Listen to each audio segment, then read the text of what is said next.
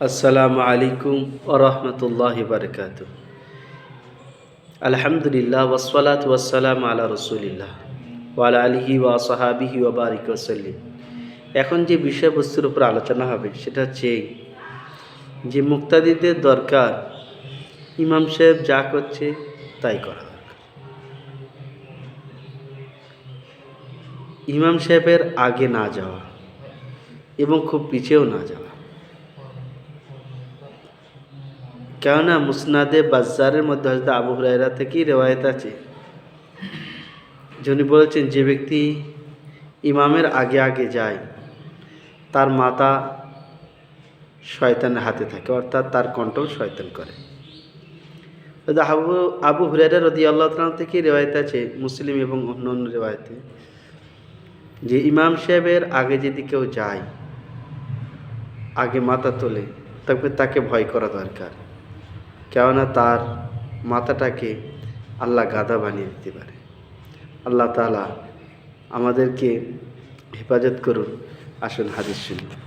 আন আবি হুরায়রা রাদিয়াল্লাহু তাআলা আনহু قال قال رسول الله صلى الله عليه وسلم لا تبادر الإمام إذا كبر فكبروا وإذا قال ولا الضالين فقولوا آمين وإذا ركع فاركعوا وإذا قال سمع الله لمن حمده فقولوا اللهم ربنا لك الحمد রাহুল বুখারী। হযরত আবু হুরায়রা রাদিয়াল্লাহু তাআলা আনহু বর্ণনা করছেন যে রাসূল পাক সাল্লাল্লাহু আলাইহি সাল্লাম বলেছেন, যে ব্যক্তি ইমামের পিছনে নামাজ পড়বে সে যেন ইমাম সাহেবের আগে না যায়, বরঞ্চ ইমাম সাহেবের সে অনুসরণ করবে। ইমাম সাহেব যদি আল্লাহু আকবার বলে সেও আল্লাহু আকবার বলে নিয়ত বাঁধবে।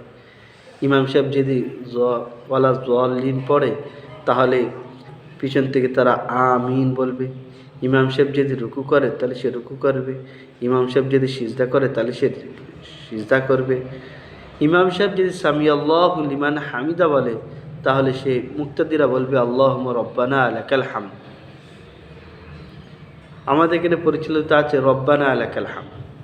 রব্বানা লাকাল হামদ কোনো কিতাবে আছে, কিন্তু বুখারীর রিওয়ায়াত হচ্ছে এই যে ইমাম সাহেব যখন সামি আল্লাহু লিমান হামিদা পড়বে তখন সমস্ত মুক্তাদিদের আল্লাহুম্মা রব্বানা লাকাল হামদ বলতে হবে, এবং যখন একা একা নামাজ পড়বে তখন সে নিজে সামি আল্লাহু লিমান হামিদার পরে পরে আল্লাহুম্মা রব্বানা লাকাল হামদ পড়বে। আল্লাহ তাআলা আমাদেরকে এই সমস্ত বিষয়বস্তুর ওপরে সচেতনের সঙ্গে খুশু খুজুর সাথে নামাজ আদায় করার তৌফিক দান করুন। বলুন আমিন।